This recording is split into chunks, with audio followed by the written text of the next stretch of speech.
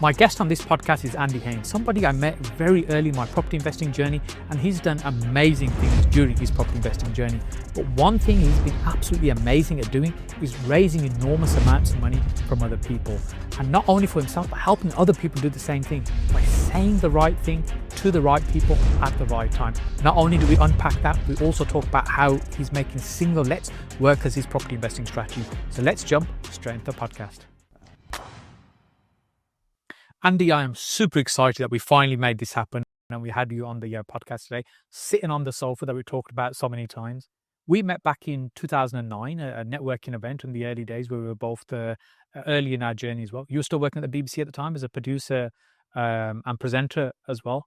Gone on to do amazing things over the last few years. Lots of different property strategies, particularly still making single lets work, which I'm going to get onto in a moment. Setting up a law firm to help property investors, even the accounting side to support property investors there, and publishing, speaking, many accomplishments there that you've done. But something that you've known really well for is helping people raise huge amounts of money by just saying the right things. Yeah, I think it's great to be here, Sad. Thanks for the invite. I think the biggest thing that all of us in the property world need is money for the fact that we want to do more and more projects. And the one big fear we have is that, well, I don't have an awful lot of money. Can I really grow my property portfolio? And the truth is there's a great abundance of money out there if you know how to find it. And, there's a way that we can help people to make that happen. Yes, I'm going to unpack more of that in a short while. One thing I'd like to get straight into the nuts and bolts of, how are you still making single lets work? It's a great question, this is, because a single let, it might make you £200, £300, £400, but of course it's nothing like the monies you can get on an HMO. You can make £1,000, some even make £2,000 or £3,000 per month, and we're talking net profit after all the costs coming out of that.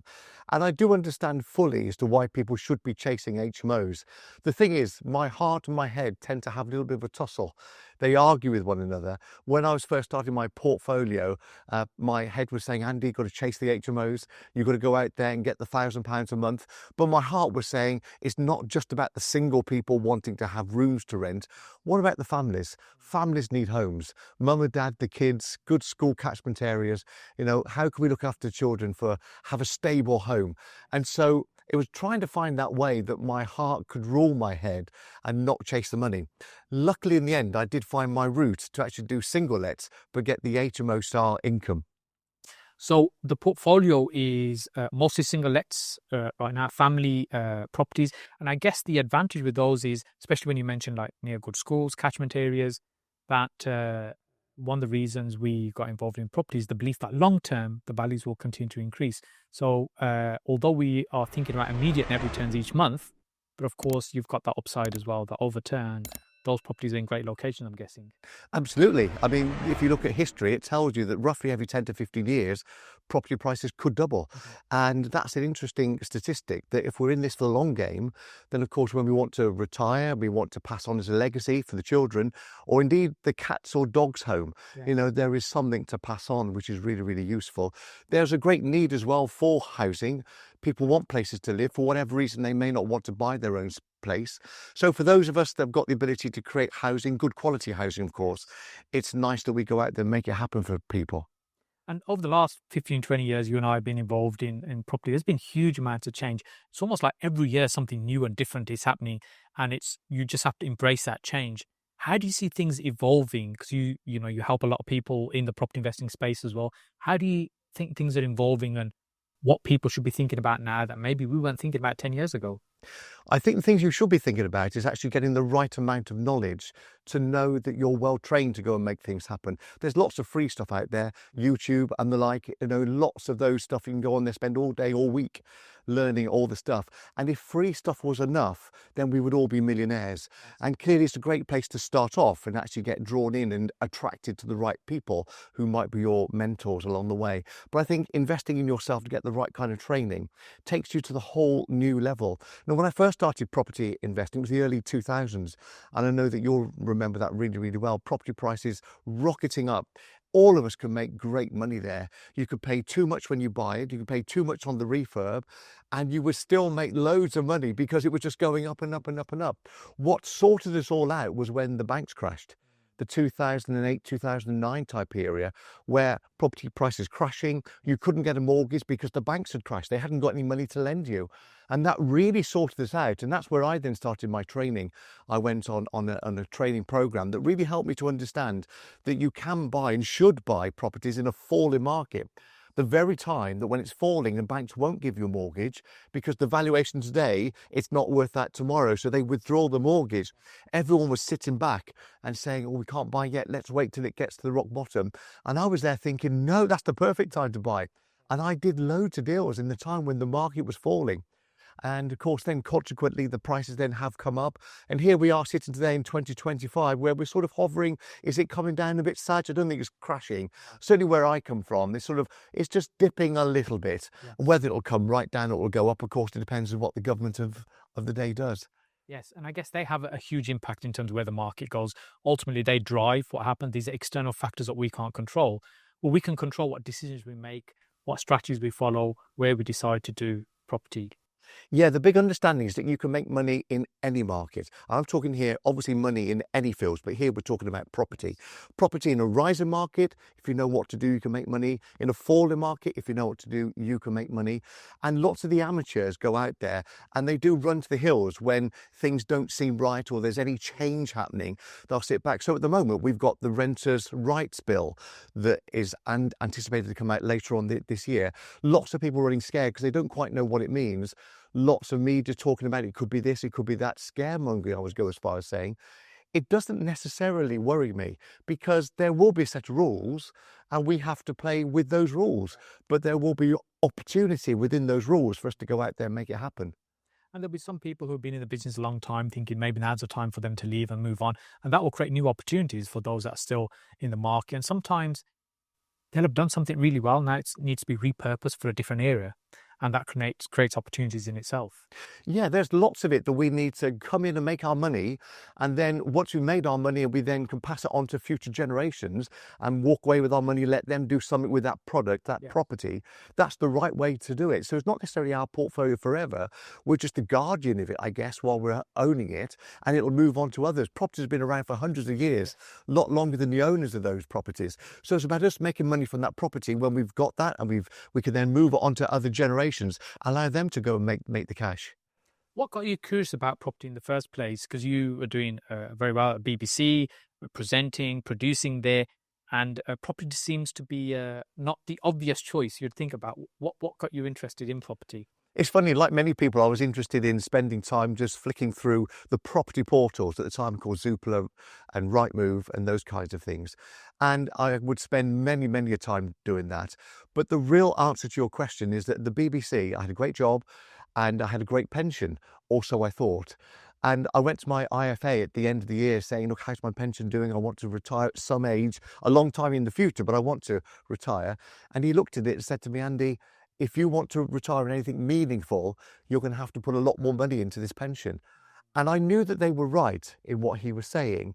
But the challenge was that I'd got a young family, I'd got a house, I wanted to take them on holiday, I wanted to make sure they were well fed, and of course school uniforms and other things like that. Children are not cheap today. They weren't cheap back then either. And I could never seem to find enough money to sort of put into my pension pot. And of course, I tied the two together. Andy, you've got a great love of looking at properties.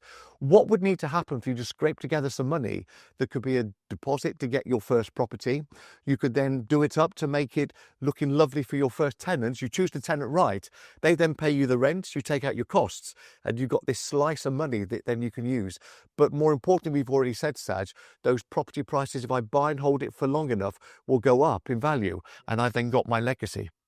And at what point did you then decide actually property as a full-time business stroke career is going to replace what was your career at that time? Because it happened as a transition, there's a cut-off point? It did happen as a transition. I really absolutely loved my time at the BBC. It was a great job. going there. And a few things happened to actually make me realise that I needed to give up working with the BBC. And by the way, I didn't totally give it up. I actually weaned myself off. I went full-time down to part-time, down to doing nothing. In fact, I still do a little bit with them. They call me at certain times. I've got some specialities that they call me in for. But I don't work there very often. But a few things happened. One of which was I found that I was sort of living a parallel life with my family.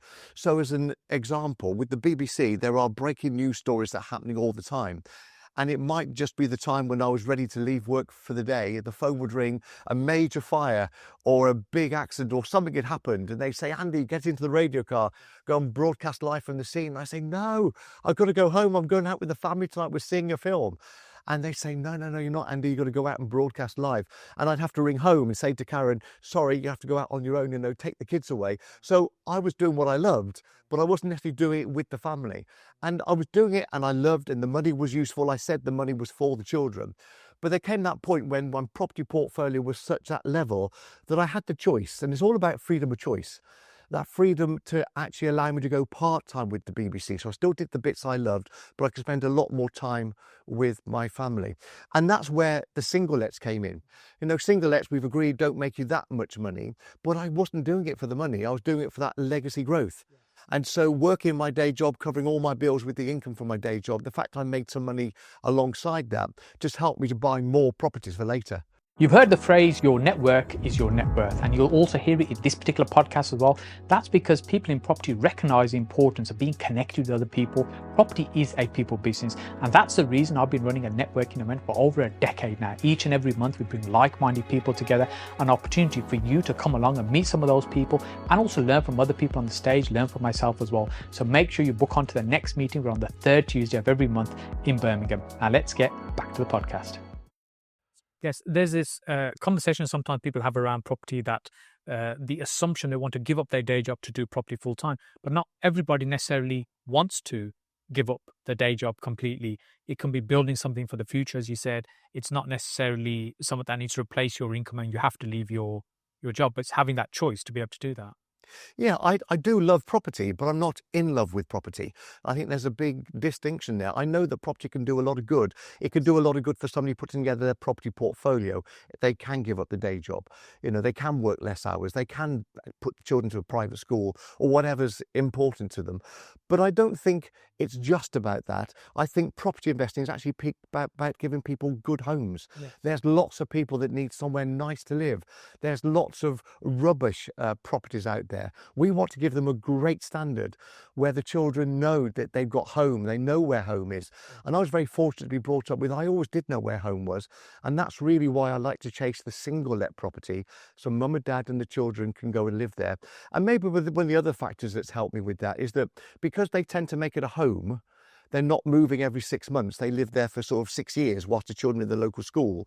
Because they're creating it as the home, they tend to look after their own carpets and change them. They tend to landscape their own garden. So I tend to get back a better property at the end when they're moving out than it was when they perhaps moved in. Yes, I think if you're providing a nice home for a nice family, the chances of that happening are much higher, depending on the type of accommodation you're providing and where you are. And all these location things are quite important. We talked about strategies, and there's lots of creative strategies also been involved in over the years as well. So much so that you ended up setting up a legal firm specializing in creative type strategies. Yeah, so I remember telling you a few moments ago about the crash that happened. And in the crash, I knew that I was buying lots of properties quickly and I needed to find a good power team of lawyers that would be able to put together my property portfolio. Now, I had access to a solicitor in a power team. The trouble was they were so busy doing lots of other people's work.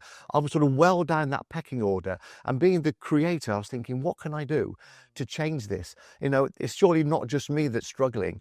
And so I looked around and I actually found myself a great solicitor that I sort of trained to understand not how to do law, because of course he was well qualified to do that, but more the creative stuff that we in property want to be able to do. And so he became my own solicitor doing stuff for me. And then of course I recognised the fact that there were lots of other property people just like me that needed a good lawyer. So he and I set up our own company, which is Bradley Haynes Law. We're based in Worcester.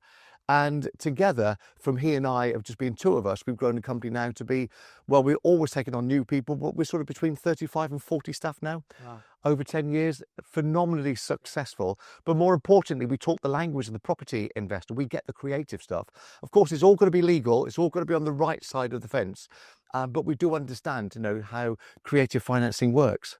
And with creative strategies, if somebody's not familiar with the term, the kind of things we're talking about is anything other than the ordinary, straightforward vanilla purchase would fall into the creative strategy. Hence, your emphasis has to be legal how we're doing it, but you can get very creative how you put the deal together.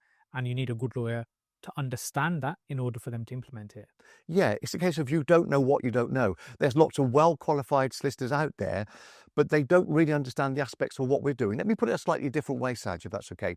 You can go to your GP, and we regularly do go to the GPs because they are so qualified, it's untrue. But your GP will analyse you and send you off to the eye specialist, or send you off to the heart specialist or the leg specialist. And that's what we're talking about here. There are some great solicitors out there, but you need to be sent to the specialist to get and understand the aspect of the creative financing that you need. I remember in the early days when I was doing a lot of creative deals at the time, and I'd have quite a few that would fall over. And the reason they would fall over is it would be, well, I'm going to go and speak to my solicitor about it and have a chat with them. And the solicitor, in all fairness, didn't really understand what we were trying to do, and they would talk them out of the deal. And got to the point I would say to them, we are only going to do this deal if you're using a solicitor who really understands, as you said, a specialist. And the specialist is worth their weight in gold in helping get these type of deals done. I think there's lots of people that have got this worry that if I'm using the solicitor that you've recommended, that then they're working for you and it's not sort of someone working for me. So just to help people with that, that's not how it works. You can recommend a solicitor for them to use, even if you know them, that's perfectly fine.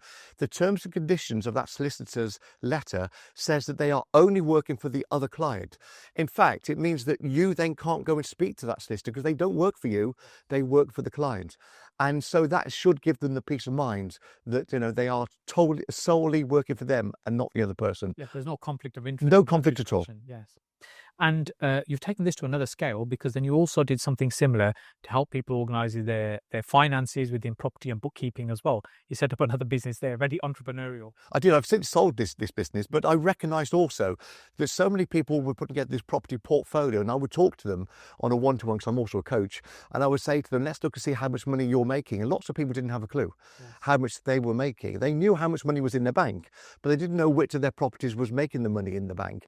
And so I recognised that we needed to set them up with some good bookkeeping things and some good practices for that. And so I set up my own bookkeeping business to help people just to be able to count the money. More importantly, know which of the properties were working well, which ones weren't, and then we could adapt those to be making good money. Or indeed, if we couldn't adapt them, we would sell those off to invest the money in the ones that did make them good money. It's just being able to recognise that there's many people that come into property, I guess, don't really treat it as a business, or may not necessarily have business experience, and they just think about it as buying an asset, whereas actually you have to think about it as a business. See profit and loss. How does that work? How does that apply to this particular property that we're running? Well, one of those things we've already talked about is I did this as my hobby. I had my BBC job. I was doing this in my spare time for the long-term legacy. That was a bit dangerous. There's lots of us that do intend to actually give up the day job. There's nothing wrong with doing that. You don't necessarily tell your current boss, I was doing this in my spare time. I understand if the boss is paying you, you don't do property stuff in their time. You do their job and you do your stuff in the spare time. But because I was treating it as a hobby, there was a danger. It's when I then started to take it seriously as a business in my spare time, is when I really started to grow with my property portfolio, and I started to get real legs with it all, and things started to happen from me. When you stop poking it with a stick and you start taking it really seriously, you embrace it as a business, things can start to happen for you. And something you've been doing phenomenally well is not only for yourself, but also helping others being able to raise money, articulate their message, find deals. What is it, do you think, people don't do so well when that's what they're trying to do? They go along to networking events. You and I are both big fans of networking. People turn up to a networking event, they're either trying to raise money, find deals, but they don't do a great job of that. No, they don't. And I think one of the reasons for that is that we all struggle sometimes to start a conversation. There's lots of great books out there on how to start a conversation. And maybe I'm more fortunate as I've been very well trained with the BBC. But there was a time, Saj, when I'd be the quiet one in the corner. In fact, I'm not a particularly loud person. You know, if we were in a group, you probably wouldn't know I was there. I'm not the centre of attention. Yes. And yet, if you put me on stage, I come alive. And I love speaking and training people to actually become great speakers too. And I think the big secret here is that people have already got enough inside of them to do whatever they want to do. And in particular, most of us want to go and raise money. Yes. And all I've become very good at doing is actually helping people to realize what it is inside of them they just need to tap into that can help them to get them to where they want to be. So I can help people to realize how to stand, how to present, how to talk to somebody, how to talk if in a camera, if you're looking at a camera, how to speak to a camera and connect with people. We're happy to touch on some of that side if you want me to give a few tips on that. You know, there's lots of things that I can help people with, but more importantly, it's already inside of you. I can help you to control that, in particular, the nerves. We all get nervous.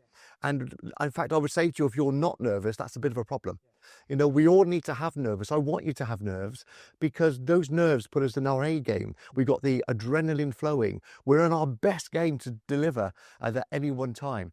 All you've got to be good at doing, those little butterflies you've got in your tummy, just get them to fly in formation so they're powering you to go out there and speak properly. That's a great analogy. We were just speaking before, off camera, earlier on before we started filming, about most of the time people are very capable, or as you said, have it inside them to be able to articulate a message or get something across.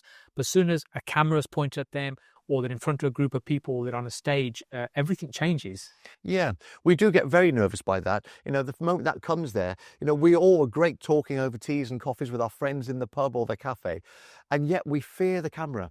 And we really don't need to do that because all we've got to do is two things. The one is you've got to have a big enough reason. If you know why you want to put together your property portfolio as a legacy for your children, the cat's home, you know, that will be the thing that will go out there and make it happen. And then we just need to get over ourselves. We've got to realize that it's just something to do. And if I'm good at talking to general people, forget the cameras are even there. So if you were talking to a camera, and I'll just talk to the camera here, if that's okay, I'm not actually talking to the camera, I'm actually talking to a person. And that person I'm speaking to on camera is my ideal client. So that person you want to attract to come into your business, maybe that person has got the elusive £1 million that you want them to become a joint venture partner of yours. Pick to that person that you're talking to at that camera. And then you're connecting by looking at the lens, and I'm looking through the lens, looking at the eyes of that person. And when you look at the eyes, you then connect with their soul. And by doing that, talking through the lens of the camera, connecting with their soul, then you start to connect with one another. And that's then how the conversation flows. Because the big thing here, Saj, is that people buy from people. Yeah. It's not, you know, they can lend the money out to others, but they'll lend it out to you when they've got that connection with you. Yes. And we connect through the eyes. Yes, people talk about doing business with people you know, like, and trust. If, for example, think about the last time we made a sizable financial decision to buy something, for example, we had to have liked the person that we were dealing with. There needed to be the feeling of there's some trust there and some understanding and connection. Otherwise, we would have not made that decision in that moment as well. Yeah, it's people selling property to you. They've got to connect with you as being the right buyer for them. But similarly, if there are people coming to you, lending you money, being part of it, whether it's a loan or a joint venture, you've really got to connect with your joint venture partners because you've got to connect with them, they've got to connect with you. A joint venture partnership is just like a marriage, really. Yes. You know, if you get it wrong, it can be a little bit painful, and you need to really not chase the money. You need to chase the right partner to be lending you the money so that you're doing it for the right reasons. If you're looking to raise money, you're going out at networking events, or maybe even online on Facebook groups, what do you think are 2-3 key things that they should be thinking about and be mindful of in order to really create those relevant connections? I've been very successful at raising money and connecting with people, and I've also observed lots of people that actually fail miserably at doing this. And do you know what the biggest difference is? The biggest difference is that you, so the person, let's say, is asking for the money, or indeed not necessarily doing a direct ask, we are looking to find somebody that's got the money, is actually just being interested in them. So it would be me wanting to find out all about you, Saj. It's not actually about telling you about me at all. I just want to find out all about you and also having a great memory. You need to remember those things. And when we finished our conversation, Saj, I then need to go and make a few notes so I remember about Saj, and then I can then connect with you. Maybe you've given him a business card, if we ever do that these days, hand out business cards, but I can then connect with you. It was so great, Saj, meeting you at that network meeting.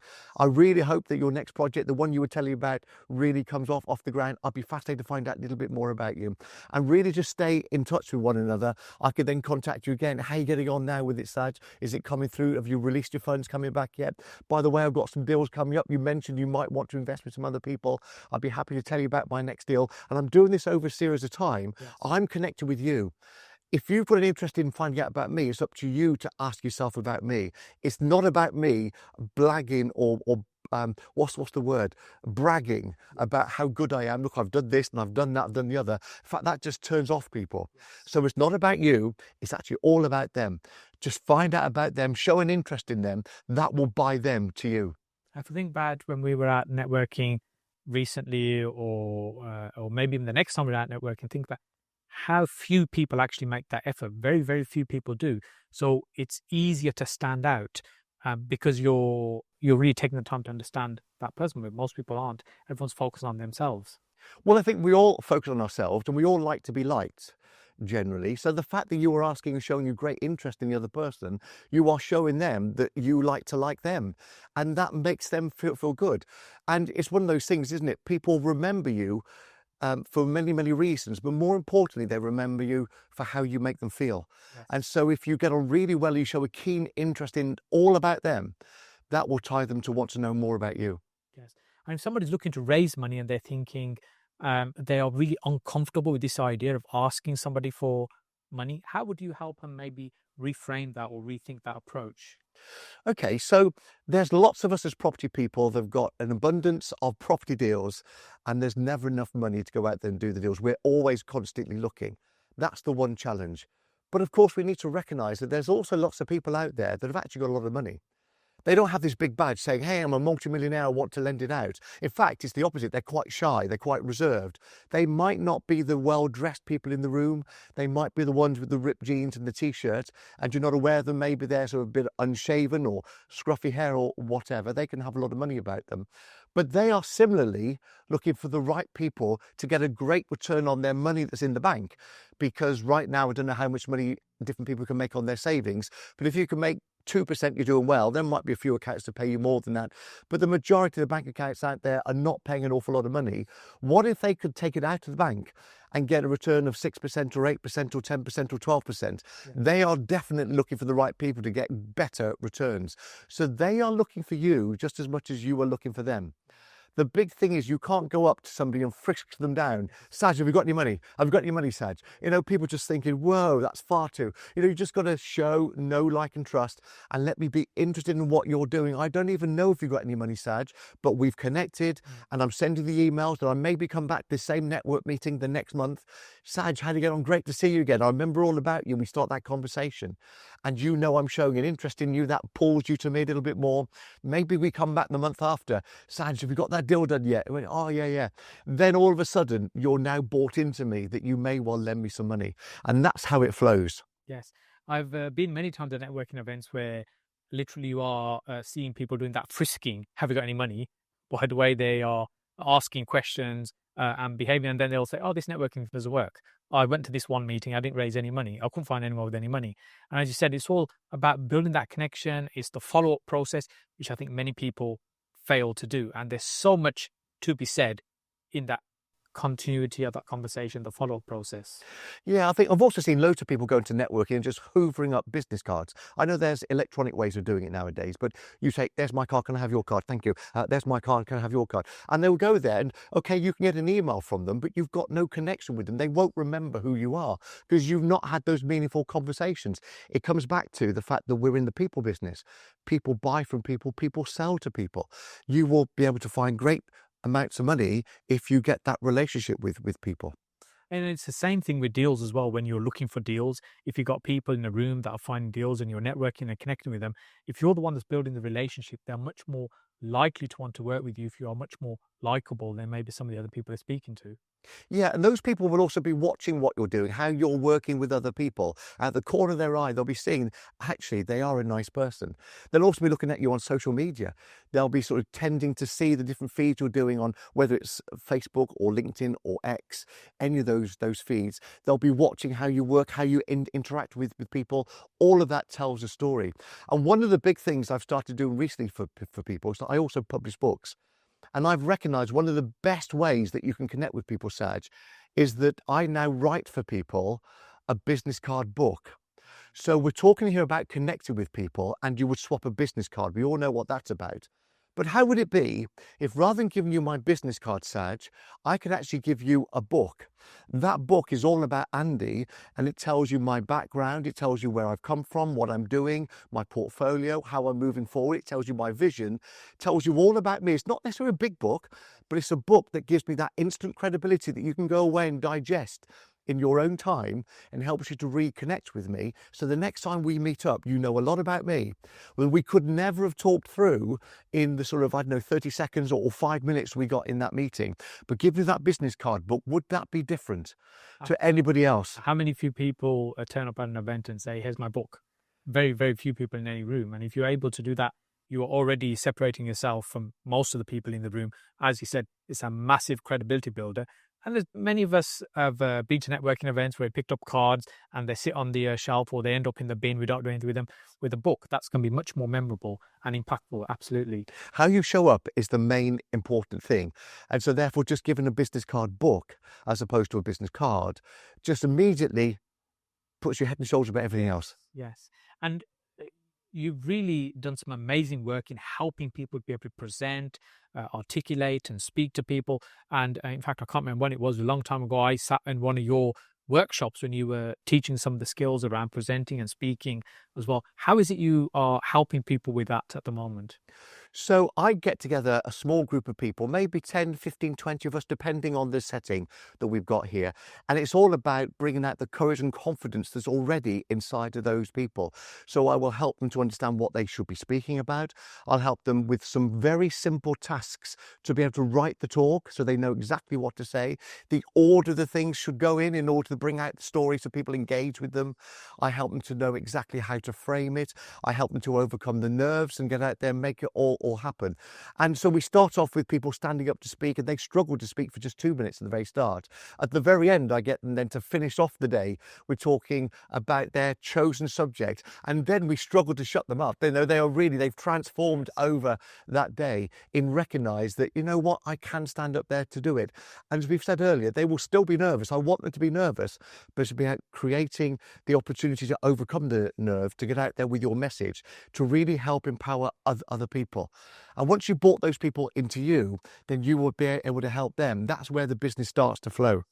You're helping them with the confidence and all those structure as well, in terms of how to speak and what to say. So when you're approaching somebody, when's the right time, what to say to open up the conversation and take it in the direction that you need to. Yeah, I mean, there's all sorts of times when we need to speak. I mean, the very least thing might be that you're at work and all of a sudden your friends come in with a cake. Happy birthday, Saj, happy birthday, speech.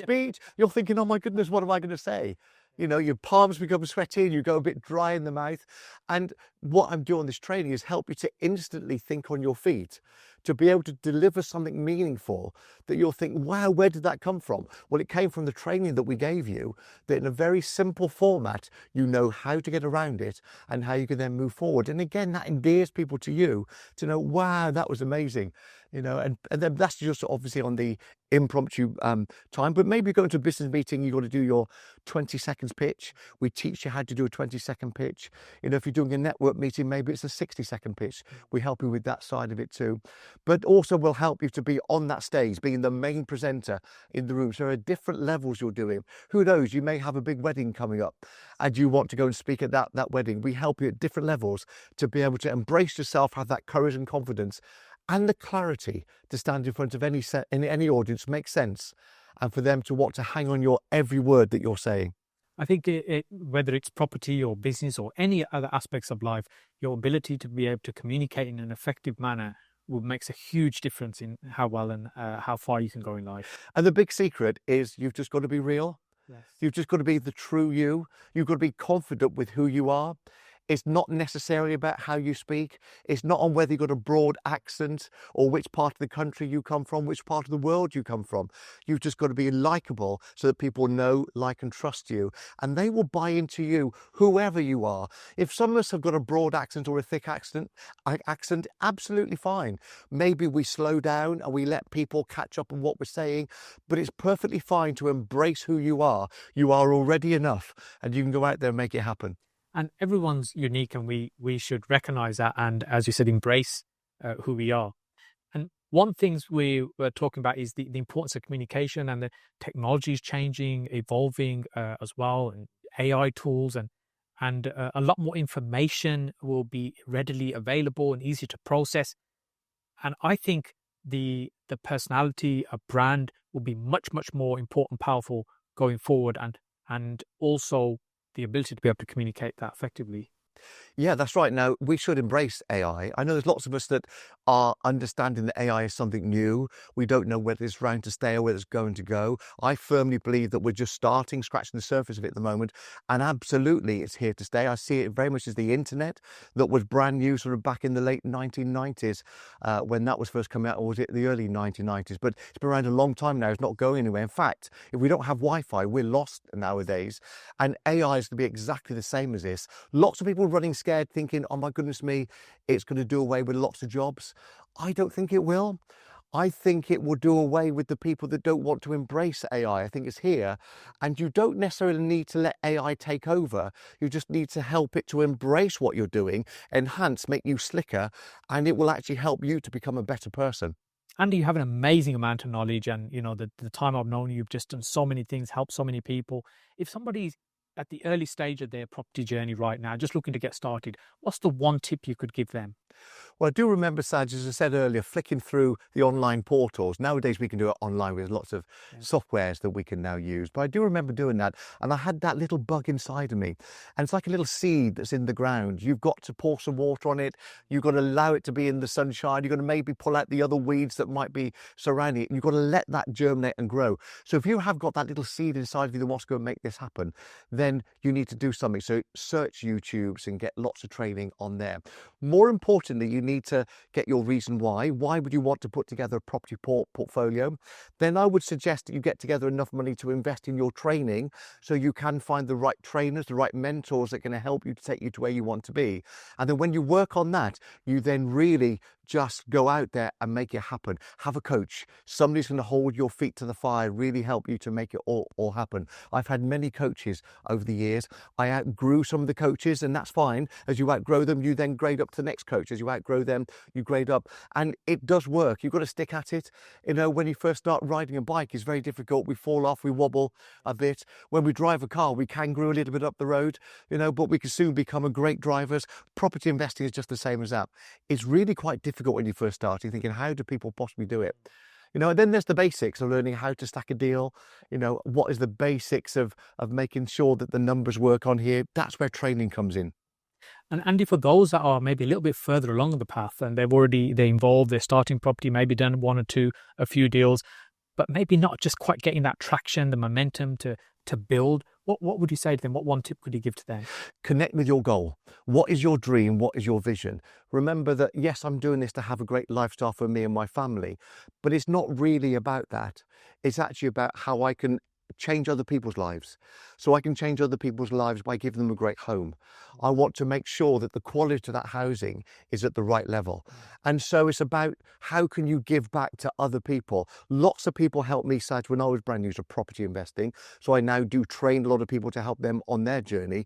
I'm a coach as well. But for me, it's all about helping them to be ethical in how they go out and make it happen, give good quality housing for people. And in return, that will feed you and feed your family and give you the lifestyle that you want. And finally, for those that are very experienced, maybe their full-time income comes from property, they've been doing this for time, what tip would you give to people in that category? Go out there and enjoy life. Life is very, very short. None of us know how long we've got to live. and do whatever you want to do. And of course, retirement is nothing to do with age, Saj. Retirement is all about actually not having to have a boss. You can control your own diary, your own clock, your own whatever you want to do. Are you on the golf course? Are you meeting with friends? It's great to meet up with you after so many years doing this podcast. You can do whatever you want to do because you're in charge of your own diary.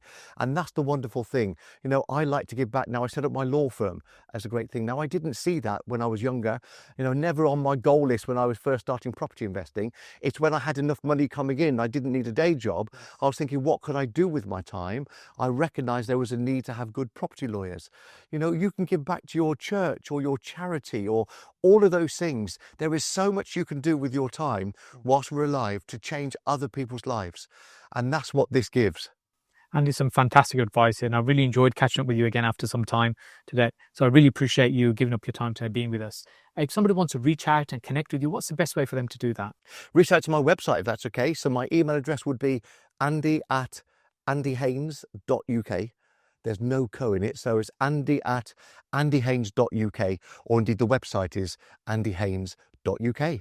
And so we'll put both those on the screen and also in the description as well below. Andy, once again, thank you so much. Thanks, Saj. Good being here. Good seeing you again. Thanks.